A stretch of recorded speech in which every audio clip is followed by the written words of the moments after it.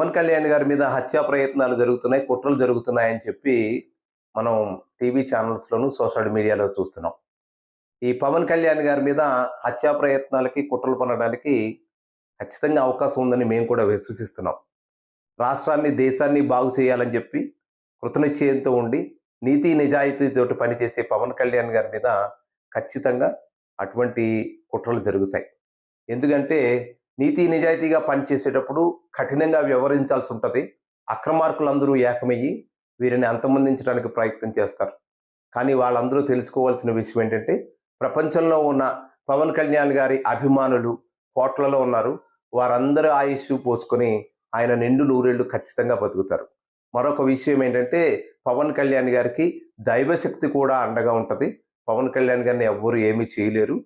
మాకు కేంద్ర ప్రభుత్వం మీద, రాష్ట్ర ప్రభుత్వం మీద పూర్తి విశ్వాసం ఉంది. ఎవరైతే ఈ ప్రణాళిక అంటే హత్య చేయాలని ప్లాన్ చేస్తున్నారో వాళ్ళని త్వరలో పట్టుకుంటారని, వారిని శిక్షిస్తారని మేము ఆశిస్తున్నాం. జై జనసేన.